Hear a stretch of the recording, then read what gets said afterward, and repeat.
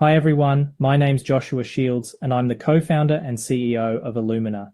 It's my pleasure to welcome you here today for our Resilient Futures webinar on iluminr's 2024 roadmap for human AI capability and how robots will take our jobs. We've got an exciting session ahead of us, but before we get started, just a little housekeeping. Like everything we do at iluminr, our webinars are designed around engagement, so please do participate in the chat. We want to hear your thoughts as we move along. We'll be using polling today, so please have your phones ready to scan the QR code to participate. Finally, this session will be recorded and a link sent after the session, so you can relive all of your favorite moments later at home or share with your colleagues. And of course, allow us to sell your data. Without further ado, I'd also like to invite my co-founder and Chief Growth Officer, Marcus Vaughan, to the session. Marcus, welcome. Thanks, Josh. It's great to be here. But I have to admit, something doesn't feel quite right. What do you mean, Marcus? Well, you look a little jittery and not quite yourself. It feels like I'm talking to a deep fake right now. Is this human Josh on medication or is this AI Josh? Huh. Okay. You got me.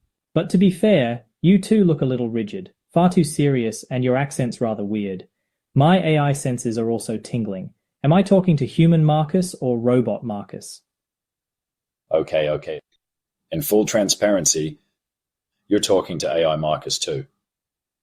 To all of you watching, we apologize in advance for this little stunt, but we did want to highlight the rapid development that AI has made over the past 12 months, including the ability to create very realistic deepfake videos in literally minutes. But to continue this conversation, we should probably hand over to the humans. Okay, I suppose we should hand over to the real guys. But before we do, I'd like to talk to you about a small bank transfer I need you to make. Yes, very funny, Josh. You know, there's no money in a startup, so good luck with that bank transfer. Hey, everyone. Welcome to today's webinar. It is exciting to be here with everyone. We're obviously talking about human and artificial intelligence today. My name's Marcus Vaughan. I'm one of the co-founders of iluminr. Josh, I'm going to let real Josh stand up and introduce himself this time around. Oh dear, that's pretty tragic. Welcome, guys, and yeah, great to be here. I think we've come a very long way from creating young Luke Skywalkers when it comes to technology at the moment. So that actually started off very convincingly, I think, and then it got creepier and creepier as that went on. So yeah, I mean, my accent's a bit off, but you could argue I spend that much time in the States that, you know, that's slowly happening anyway. That's it. But yeah, Marcus, we're here to obviously have a bit of a chat about AI, and I think that's a great way to start. I mean, deepfakes are a pretty hot topic at the moment. You know, I think I'm equally as excited as I am fearful of the potential of generative AI and just how transformative it could be. I think there's some amazing opportunities for innovation, and obviously as a tech company, you know, I think if you're not encompassing AI into your product roadmap, then you're more than likely going to be left behind over the next couple of years. So it is an imperative. But I think as we'll discuss today, there are also some pretty significant risks associated with AI as it becomes weaponized by bad actors and even operationalized, I think, too early in the corporate environment. So very much the theme of our discussion today is really around the risk and reward of AI and obviously how that's going to be incorporated into the iluminr roadmap. So I'll share screen again. No more fake Joshes or Marks for today. We promise. We promise. So in terms of the agenda for today's webinar, really excited to have a chat around some of the more macro considerations around how AI is accelerating the threat landscape out there for organizations today. We're going to talk about how iluminr is supporting our clients and customers to prepare for that through our micro simulations and helping them build capability around some of those key threats. And then we're going to get a little bit more tactical and have a chat about some of the challenges organizations are facing when trying to deploy capability in this type of environment, which then flows directly into how we're building out the iluminr platform itself and how we're incorporating AI into our feature sets as well. So we've got quite a lot to cover off in an hour, but we'll do our best to keep this on track. Guys, please feel free to contribute in the chat as well. We'll do our best to respond to that. If you've got any questions, feel free to post them in there, and we'll do our best to come back to that as well. This will be interactive as well. We're actually going to show you a bit of a microsim throughout this, and there's a couple of polling questions. So we do use the software Menti. You can see there's a QR code on there. We'll bring you back to that QR code at the right time, and you guys can interact with that as well. All right, Marcus, we good to go? Yeah, absolutely. Let's kick into it. Well, we'll start with talking about deepfake, because I did want to talk through, I guess, the way that AI is really being used and unfortunately weaponized as well. And as you saw from that introduction, creating a deepfake now is available to us all. You don't have to know how to use the dark web.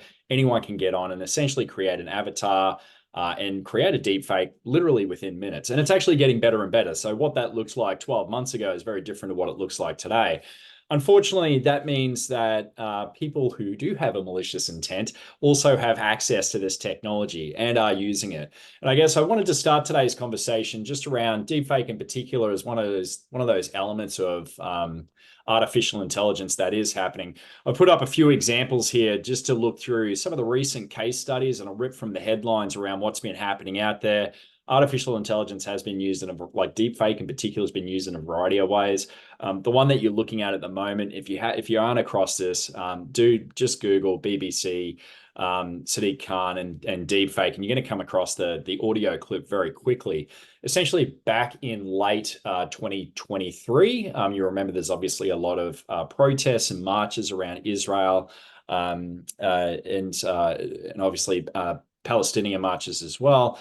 A malicious and bad actor essentially took it upon themselves to run an audio deepfake of the mayor of London, Sadiq Khan, which really was a disinformation campaign, and that launched straight into the fact that the protest should go forward. He doesn't care about Armistice Day.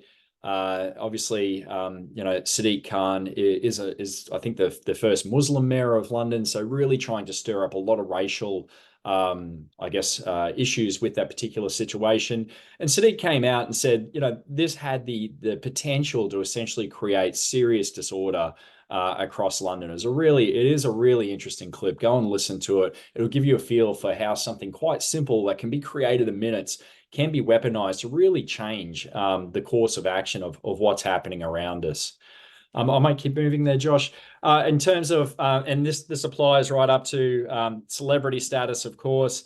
No one is going to get away from deepfake. And it seems at the moment, Australia is crazy at the moment with Tay fever, as you could probably call it. For those who don't know who you're looking at on the screen, I doubt you might be a deepfake yourself. You're probably not from planet Earth. This is obviously Taylor Swift.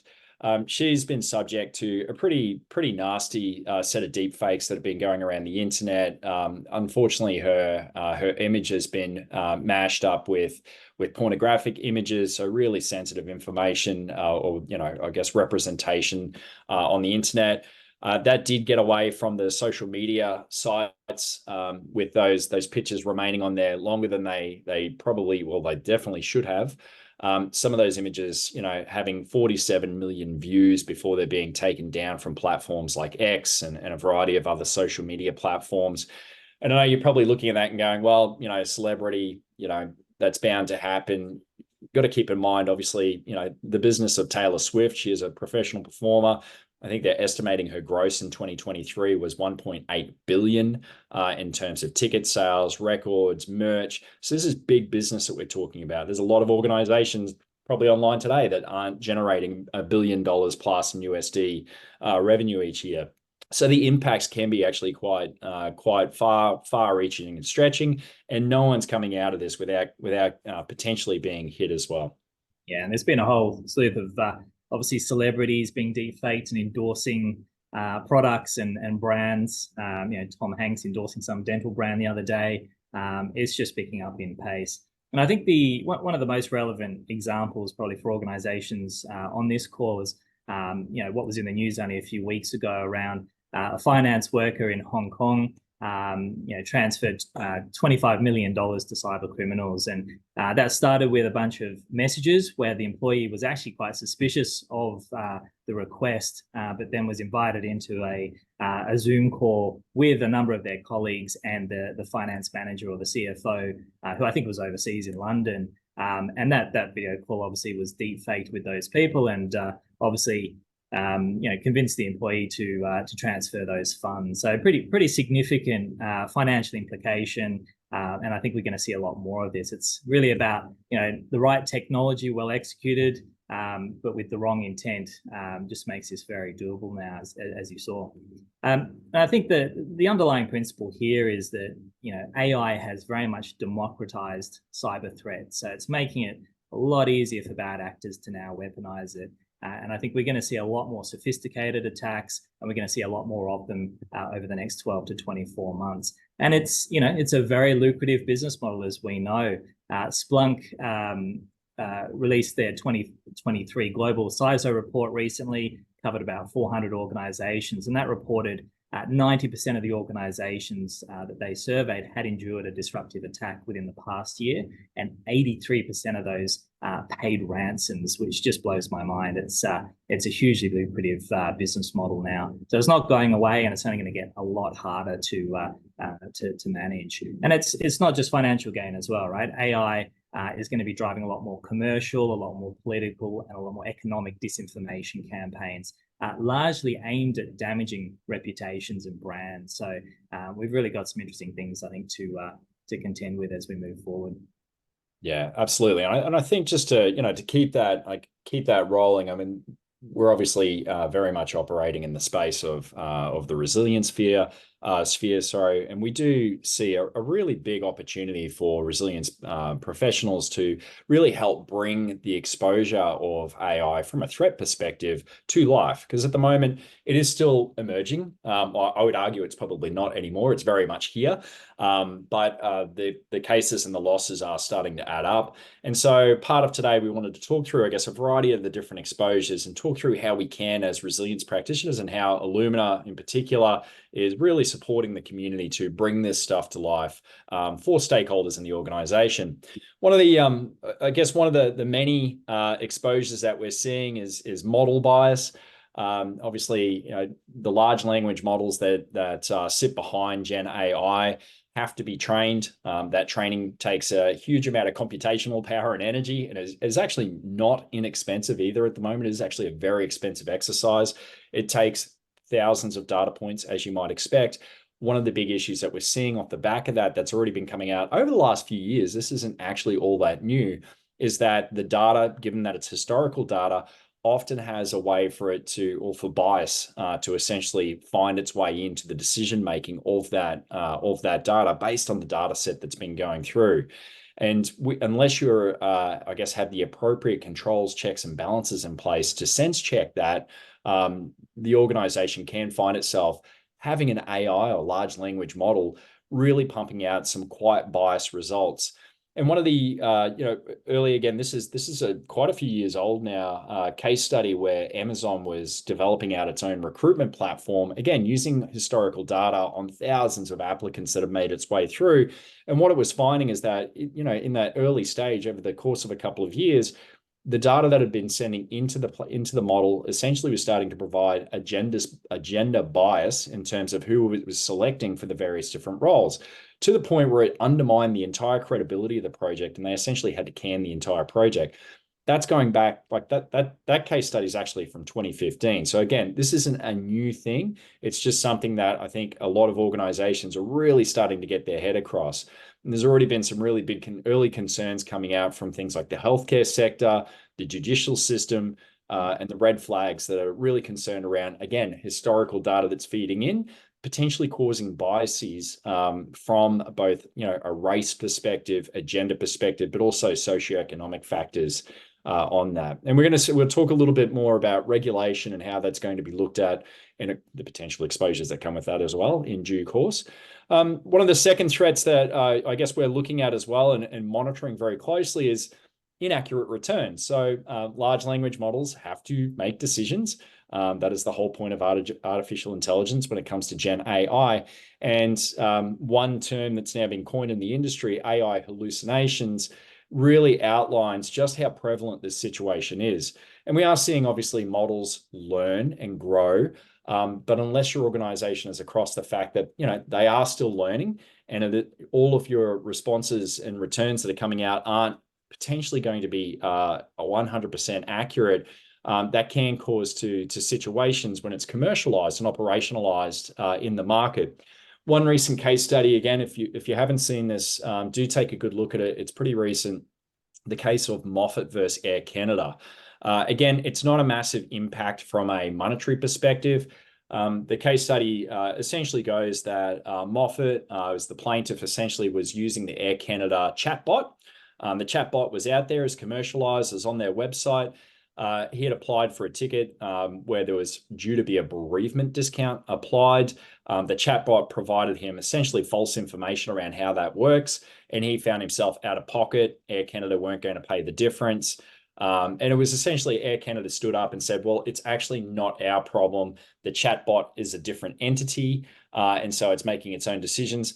The court overruled that and ruled in favor of Moffat, essentially saying that, well, the chatbot is representation of your information to consumers. So it doesn't really matter whether it's a chatbot or whether it's no difference between that or it's sitting as a static web page on your website.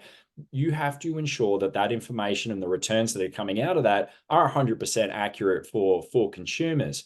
And so that opens up, it's been considered landmark because it does make that ruling that, again, the onus is going to sit on the organization who's using the chatbot. So regardless of whether, and there's very little information out there about it, and there was very little information shared in court about this as well, about whether that chatbot is whether that was a third party, or whether that was internally built. You'd expect that to be a third party, but the onus is still going to sit with Air Canada to essentially ensure that those returns are coming through accurate.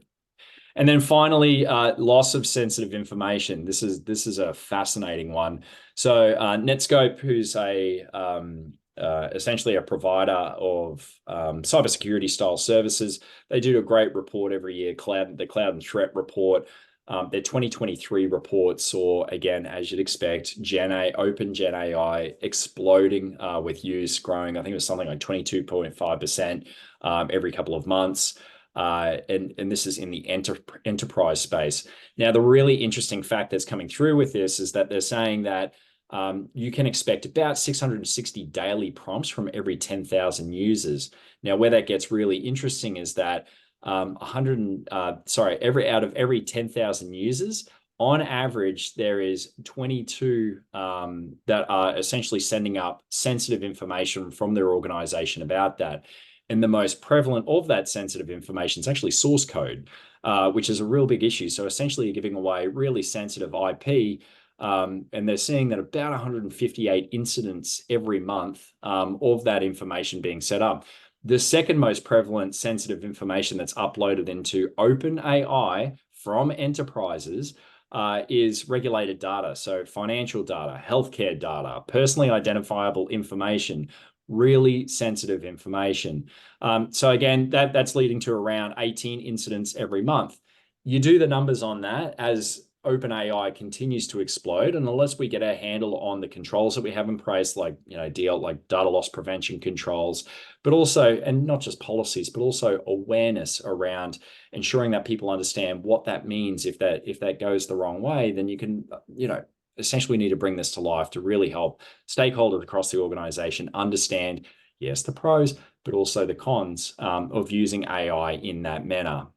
Obviously, one of the most recent examples of that where it went very wrong was Samsung. One of the engineers in the engineering team had actually uploaded some, again, source code from their technology or their array of technology products into ChatGPT. And that turned into very much a knee-jerk reaction where AI has been taken off the usability list for that organization, which does change their whole approach to OpenAI and can set them back in a variety of different ways. But again, no one can really handle having obviously sensitive IP and source code up on the internet, up in these large language models. Yeah, it's fascinating. I mean, I think there's some inherent challenges in the nature of what AI is there to do. I think it needs to be set live as early as possible so it can learn and evolve. But obviously, the impacts are so wide ranging if we don't get it right. And the question is, what environment are we releasing that AI into? What implications does that have? And it's such a black box often as well, right? Even the operators, the users, the technical guys within your organization don't fully understand how it's operating. So, but I think the lessons across all those examples, Marcus, is the onus is still on the organization to own the outcomes of that, and that's a really challenging balancing act, I think, for organizations. Yeah, 100%. And I think, again, and we experience this with cyber, like our organizations are porous in nature. And so it is really around getting right down to the shop floor and people understanding the awareness of those threats of Gen AI and how we do need to treat that because of the impacts that can happen. From a regulatory perspective, it's still early days. I think it's still early days, but it's changing actually quite quickly. So we are still a little bit in the wild, wild west at the moment. One of the major regulations that's going to come through that will probably shake up the entire world, just as they did with GDPR, is the European Union's Artificial Intelligence Act. So that's now in final draft at the moment, all 258 pages of it. It's a fascinating read. It gets very dry in spots.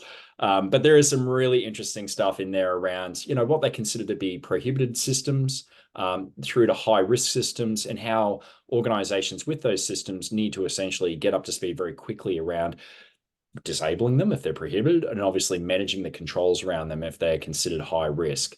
Now, from a prohibited system perspective, once that act is passed, and that's expected in the next few months, like that is literally like we're at the precipice of that change, then you have 6 months to essentially get prohibitive systems under control, and then high risk systems is over the next couple of years to essentially get that in place. When we talk about prohibitive systems, so that everything from obviously having subliminal, manipulative, or deceptive techniques built in to distort behavior. So I don't know what that means for gambling companies. Biometric categorization is in there. Social scoring is a really interesting one. So that's going to be very interesting for anyone who obviously specializes in social media, but also compiling facial recognition databases from untargeted scraping of facial images from internet or CCTV footage. Now, the last time I was at the supermarket, there was a camera looking at me putting milk into a bag, and there's a camera looking me right at the face. So again, it'll be really interesting to see how that impacts organizations that have been collecting a lot of this data and building essentially large language models, and what that's going to mean for them going forward. Again, still a lot to go through in the wash with that. High risk systems. So again, a lot of essentially a system's considered high risk if it profiles individuals, so automated processing of personal data to assess various aspects of a person's life, such as work performance, economic situation, health, preferences, interests, reliability, behavior, location, movement. So again, thinking about how does this apply in our workplaces? What HR systems are we using that have Gen AI built into them? What is that going to mean in terms of performance and monitoring, right down to building facilities and security facilities around tracking people's movements? So these are all systems that could be considered high risk. Now, we have to go, again, there's going to be some time once this is implemented, but any organization with high risk really has to have a very thorough risk management system in place for this, where they do really need to have technical information drawn up. They need to show record keeping around identifying the risks, any modifications, how the model is essentially being deployed, how it's being overseen as well with human oversight. And their expectation is that there's a high level of accuracy, robustness, and cybersecurity built in as well from a privacy perspective. Now, the fines for being in breach of the European AI Act when it does come in is $35 million euros, or up to 7% of global revenue. So again, if you have operations or you have customers over in Europe, and that is a lot of us online today. Again, these are acts and these exposures are coming through. So we really need to get under the skin of what systems are we using, both from a first party perspective, but also a third party perspective, and how are we essentially going to manage that. Yeah, and I think it's an interesting, and we've seen this play out obviously with other innovations and other regulations that have come out over the years, but really trying to get that balance between innovation and safety right. And I think that's going to take quite a few years to balance out. But I think the big challenge for most organizations is, what will be a fragmented regulatory landscape to begin with. You've got multiple regulations. You've got two, obviously the European Union AI Act that Biden's is not a regulation, but an executive order. China, UK, Canada, Australia, Singapore, they've all got either regulations or directives or frameworks in place now for AI. And if you're operating in all these jurisdictions, there is no excuse. You have to be aware of those. You have to comply with those. And that's a huge governance overhead for organizations. And until regulations are starting to be enforced, those internal AI governance structures that these organizations need to put in place, we'll see how that goes, whether it's window dressing, whether they actually do take it seriously. But it is a big burden there that, there is no excuse for not doing that, unfortunately. No, 100%.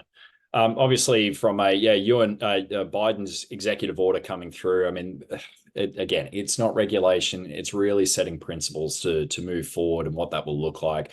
Really, really interesting, though. I mean, it does give you some hope that it's not going to be weaponized too badly when you see them, 8 key principles. So it's got to be safe and secure, promote responsible innovation, have, consistent commitment to supporting workers, consistent with advancing equity and civil rights.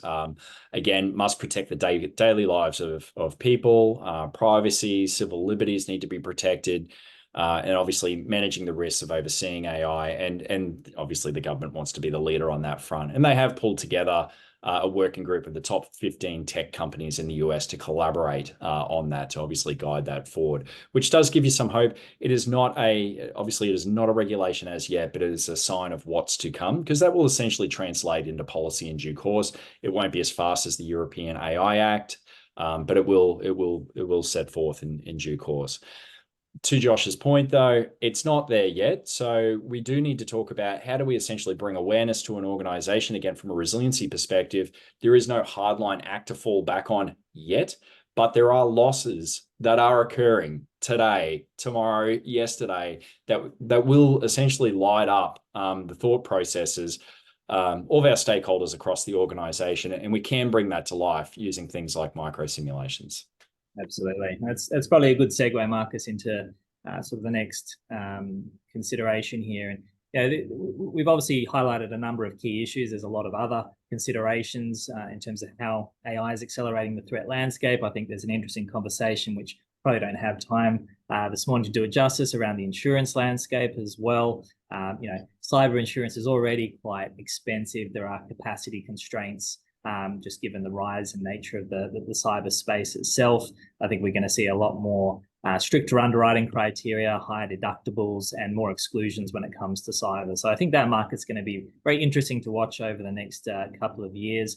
We obviously do a lot of work in the insurance space with global insurers, and we've noticed a really big swing towards promoting things like cyber resilience. So what can you do to build the right kind of culture in an organization, demonstrate your capability and your response capability from a cyber perspective, as opposed to just purely relying obviously on the insurance angle. So really interesting. We won't go there today because we're already halfway through our time. So it does fly. But Marcus, I suppose the key question there is, I mean, a lot of these issues are business problems, right? Like if leadership teams aren't already talking about these things, if the people who are responsible for deploying AI in organizations aren't on top of these things already, obviously we've got a few issues. Most of our audience here are resilience practitioners. What's the role of the practitioner across the board here? Why is this relevant for everybody to consider? Yeah, I mean, obviously important to be across the changing regulatory landscape. I think everyone on the call knows that regulatory or regulations do get things done as a hard backline. But I think more importantly to that, because this is still emerging, and as we saw with cyber, 15, 20 years ago, it does take quite a leap for people to get their head around, well, is this relevant to us? I can see this thing happening out there, but Taylor Swift being deepfaked, how is that relevant to us? And I can tell you straight up, like from essentially rolling out micro simulations, especially around the deepfake one that we've spent quite a bit of time with organizations now, it does stop executives and managers in their tracks and actually get them to think about, what are these exposures that are happening? How could they impact us? What would it look like if we felt that acute stress or pressure from having a situation put upon us? So I think from a resilience manager's perspective or a resilience leader's perspective, really helping stakeholders across the organization experience the risk and turning that risk from being very theoretical to very practical and very tangible, so they can start thinking through obviously how you would respond. That's primarily how we use micro simulations, but also start thinking through those risk management mitigants that we can essentially put into place to manage the risk of AI and the downside of AI before we get there. And one micro simulation I'm very keen to get everyone into is, and we'll touch on that in a minute. We should probably actually take a step back because not everyone knows what a micro simulation is. Yeah, so one of our main vehicles, as many of you would know, is through our micro simulations program, and that's all about obviously bringing to life a lot of the measures that organizations have in place around risk and resilience. So we are going to show you a little bit about how some of the micro sims are being built at the moment to address some of these AI accelerated threats. But yeah, for those who are unfamiliar with the concept, micro simulations are high impact, bite-sized simulations that we deploy through iluminr. They generally go for anywhere between 5 minutes and 30 minutes. So they're not your big 3-hour, big bang tabletop exercises. Our clients can access curated learning tracks based on whatever objectives they're looking to achieve out of their simulation program. So, based on different types of threats, different audiences, we can facilitate different parts of the response life cycle, and they can be very strategic in focus. They can be very operational or tactical, depending on the requirements. They really do aim, as Marcus alluded to there, to be highly contextual and really create that aha moment for the audience itself, get them thinking about things that maybe they hadn't considered before. And the aim there is to really build awareness, build capability, but they also are really effectively used to validate response capability, like validate playbooks, BIA information, and obviously capture the insights off the back of all of that activity to really support that continuous learning and improvement across your resilience, whether that be for compliance, whether that be for just good governance. It's a very versatile process. So really dynamic way of engaging with a lot more stakeholders across your organization with exercising that has real impact across your business. Marcus, let's just very briefly talk about what's been really resonating out in market at the moment. You mentioned AI deepfake. We have a brief microsim to share. Now, we don't have a huge amount of time, so I don't think we'll go through the whole microsim in itself, but it would be good to just do a quick preview.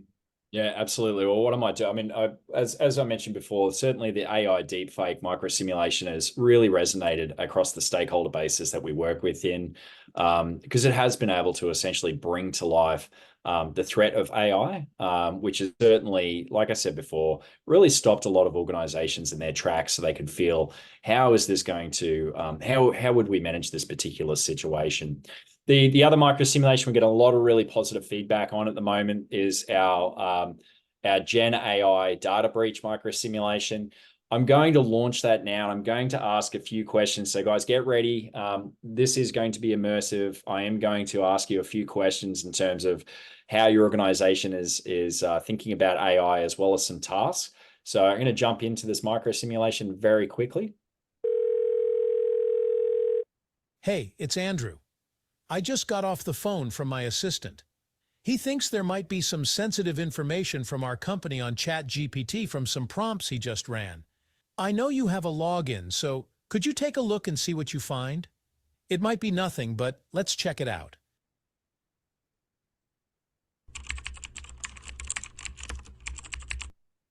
Oh, that's not good.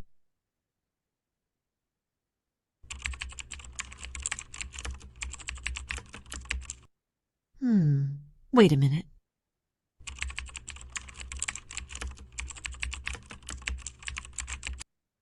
Okay, we definitely have a problem here. Hey, Andrew, we definitely have a problem here. I found some sensitive company information on ChatGPT, but the bigger concern is WormGPT. There's everything from transaction data to personal records, social security numbers, and highly confidential legal documents available for anyone to find. We're going to need to escalate this immediately. So in that particular situation, we're obviously pulling the thread and really illuminating that risk of there is sensitive information, a variety of sensitive information from the organization that is now up on both ChatGPT, but also WormGPT. Now, for those who haven't experienced WormGPT before, OpenAI, very malicious OpenAI, and you don't need the dark web to attack that. This is a real thing. You can check it out on Google Chrome. If you have experienced it, I know you're probably looking at it and going, "That is nasty." I have seen it. It's not great, I have to admit. But I am really interested because a big part of this is starting to bring through how are we preparing organizations for artificial intelligence and the variety of different opportunities there. Guys, this is where this does become interactive. Please do scan the QR code. I promise it's not going to take you anywhere malicious. And this is real Marcus. It's not deepfake Marcus. Just interested to get a real quick call right now in terms of how many of us out there essentially have started the simulation process and bringing artificial intelligence to life. How many of you out there have run an artificial intelligence scenario? So if you're able to scan the QR code there, or you can join at menti.com using the user code there, interested to get those polling results through. And it looks like we have some plan for 2024 is the dominant response at this point in time. Still quite a few no's. That is actually not all that surprising. I know there's a few yeses there. I know we run obviously a deepfake microsimulation, and now getting through the WormGPT microsimulation with a lot of organizations as well. So we're probably seeing a few come through from that. But it's good to see there that more than 56% have it planned for 2024. So we're clearly in good company, Josh, which brings me a lot of hope forward. Well, we've got some interesting microsims to share with you guys that may support that into 2024, which we'll share in a moment, which is great. So one of the tasks in this particular, I'll call the polling results there. One of the tasks and this has obviously been a little bit modified for a webinar presentation, but one of the tasks that we would essentially look for in this particular microsimulation is for the team to start thinking about what are the impacts that they would be prioritizing in this particular situation. So again, using Menti, would love to get your response on this. If you're able to, again, scan the QR code or use the same QR code that you were using before, and get your thoughts in terms of those key impact categories and things that you're really concerned about, because this is how we want to bring this to life for organizations. It's good to get, obviously, the download from organizations around how stakeholders are thinking about this. When we talk about this with organizations, I mean, privacy is obviously coming up on the screen as a key point there. Yep, data protection, that's really good. Social license, that's interesting. Data breach, of course. See what else is coming through. I mean, I think this is all fantastic there. Disaster recovery, yes, very much so. Education, so interesting impacts that are coming through from the team on this. Everyone's going to have a slightly different lens, and we are seeing that when we roll this out across crisis management and operational response groups. Everyone's putting their respective hats on. So brand and reputation is typically a big one that comes through.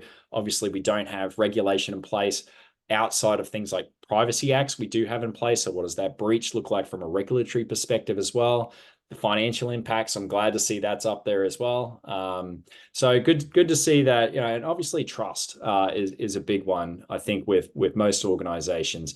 Anyone who's obviously operating in, the financial services space, the healthcare space, right through to even education, trust with their consumers and their customers and their members is obviously really critical. And so it's good to see, obviously, members' data is being thought of as well there. So, very much a people first approach. What I might do, Josh, I know we're running out of time. So what I might do is pull up the micro simulation at that point, and we might keep moving given the fact that we are absolutely flying through time. Yeah, that sounds good. All right. One moment. Thank you, everyone, for your participation. Though, good to get the brains trust of the group here online. Absolutely. All right, Max, you can see our screen there. Absolutely. So all iluminr customers have access to our microsim catalog, and that catalog is obviously naturally growing. We have a few new microsimulations that are very specifically designed to help organizations deal with some of these emerging threats around AI. So I've got a couple of examples on screen there. Navigating the maze of AI bias in critical services.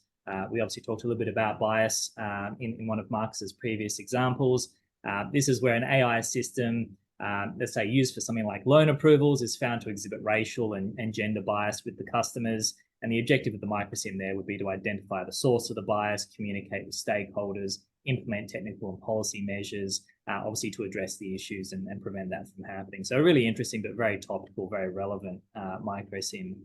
Facts versus fiction, AI engineered disinformation campaigns, as we talked about, is going to be pretty big, I think, as we move into 24.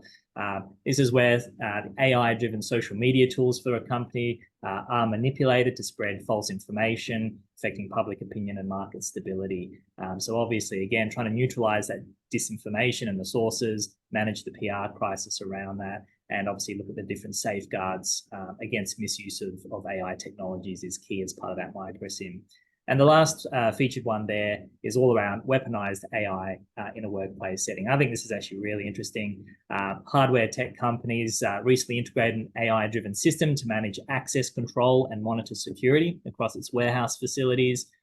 Unknown to the company, a sophisticated cyber attack compromises the system, allowing external attackers to weaponize the AI.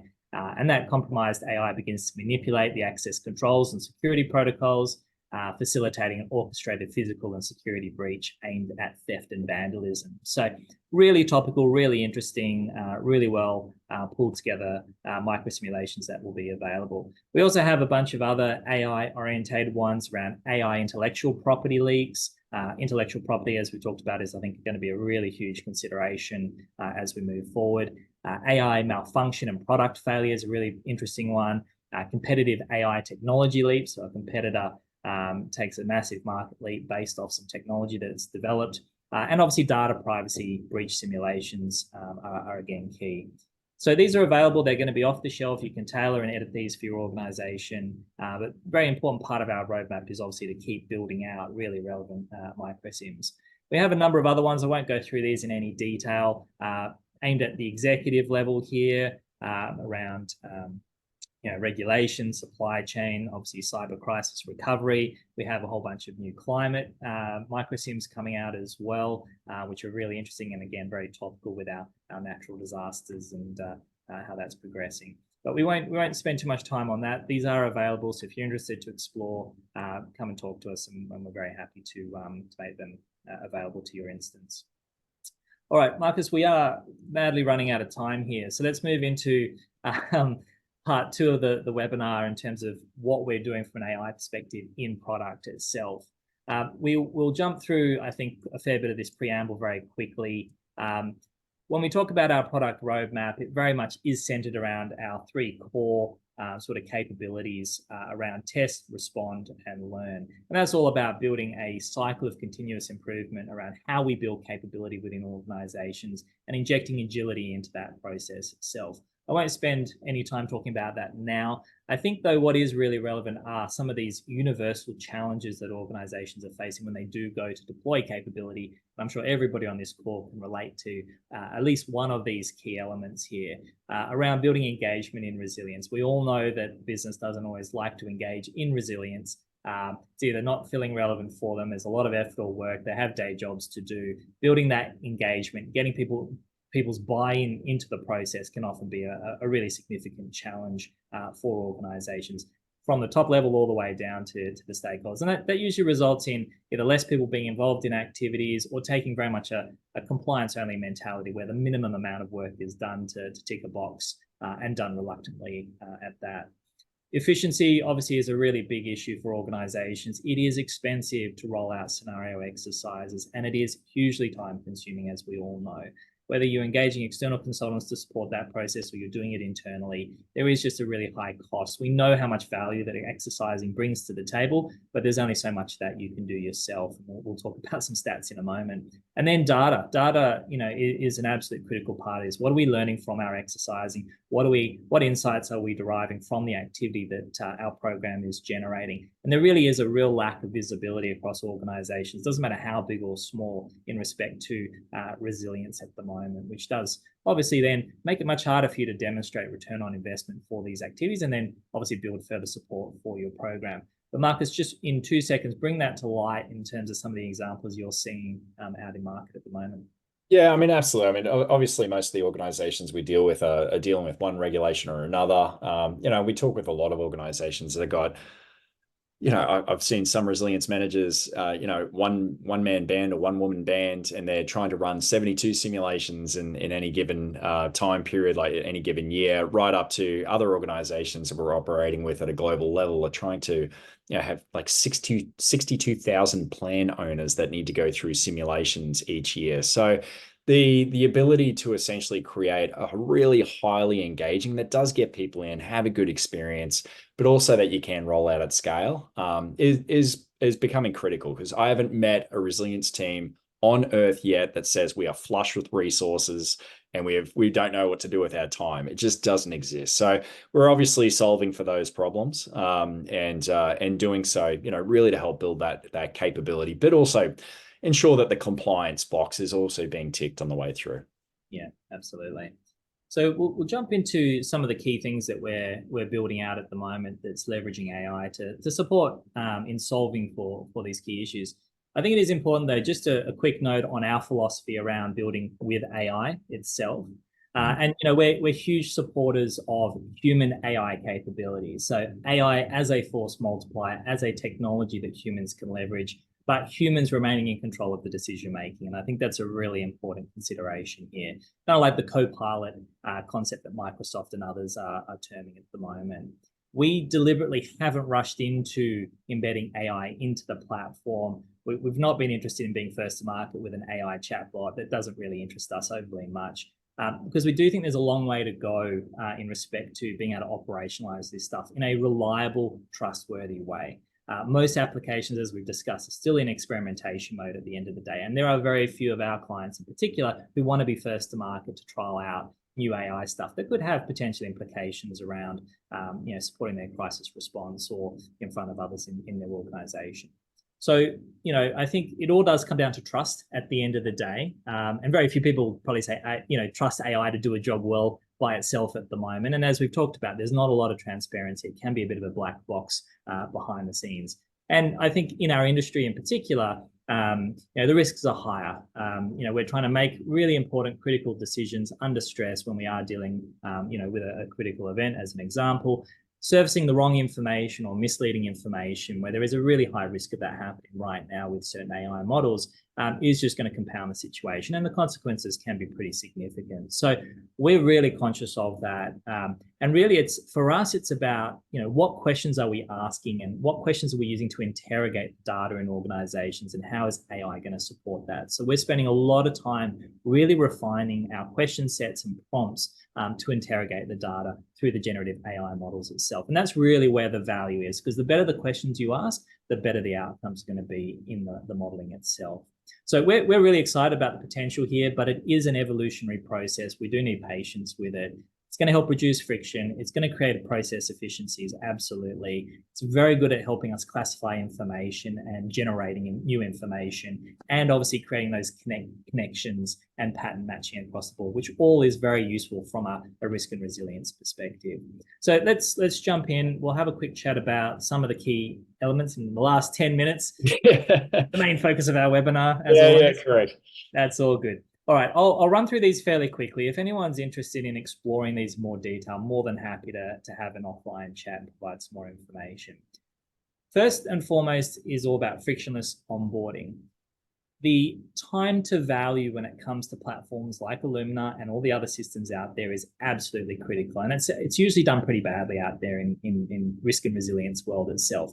The faster we can get clients and users into building capability into things like micro simulations, the more success we're going to have in terms of building that capability and getting engagement in the program itself. So ultimately, what we're looking to do is leverage generative AI to reduce the friction in getting on board with iluminr in particular. And iluminr is pretty low touch compared to most systems when it comes to onboarding and implementation, but really minimize the time and cost of implementations. You know, there are platforms where you have to employ multiple specialists in that software to actually even just onboard. We don't want that. We want this to be a really quick, easy, and efficient process. So using Gen AI, we want to be able to ingest data from existing documentation that you might have. A really simple example here is you have a PDF, BCP, or business continuity plans.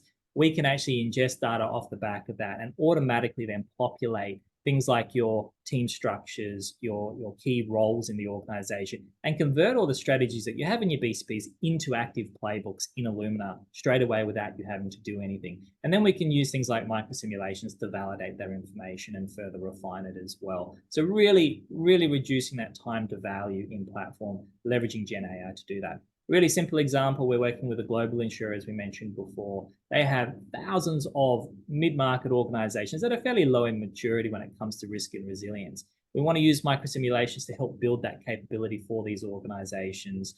So how can we leverage things like underwriting policies and documents and all their risk profiling that the insurer already has to get them into iluminr? So day one, they're actually interacting with microsimulations. They're not spending months trying to onboard and have all that normal friction. So really big uplift. And it's also very applicable for our big enterprise customers who want to deploy iluminr across more teams and divisions in the organization. Getting those teams and divisions straight into iluminr without any fussing around, straight into microsims is really the key there.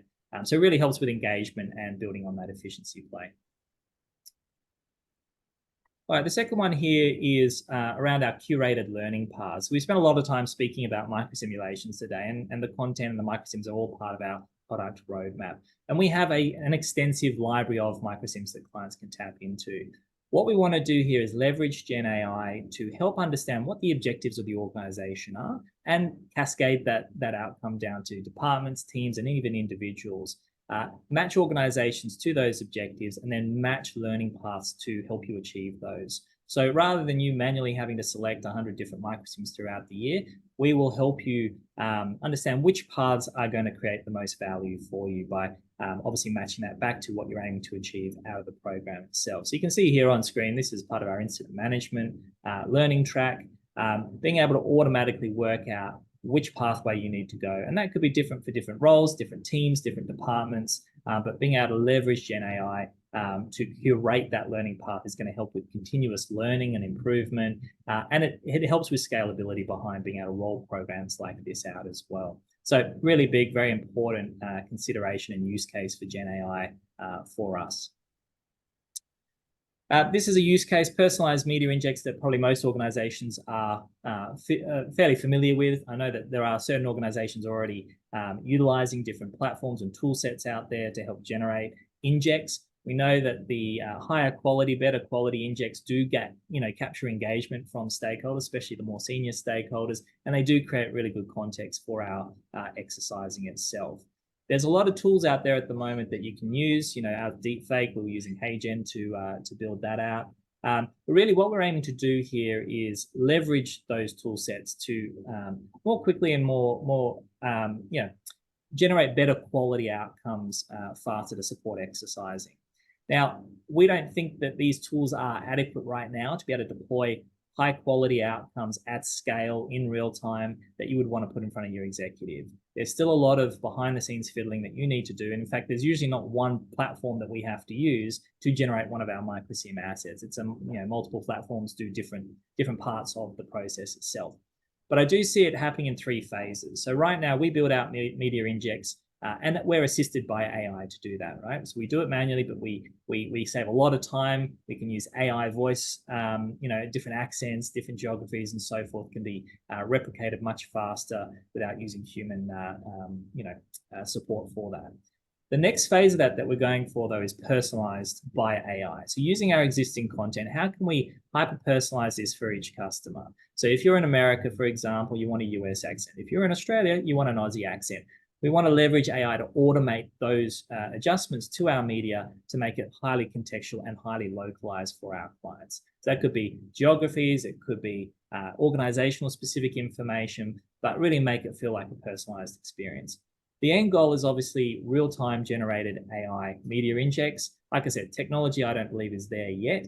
I think the OpenAI Sora platform, which is soon to be released, that we're seeing a lot of hype around, probably looks the closest option to be able to get to that point, but none of these platforms will do it at this point in time to the extent that we need. So really exciting opportunity here to really create lots of great multimedia, which obviously a very important part of the process, but it is going to take time. But this is changing on a weekly basis as well. So really exciting, really important from an engagement perspective in particular.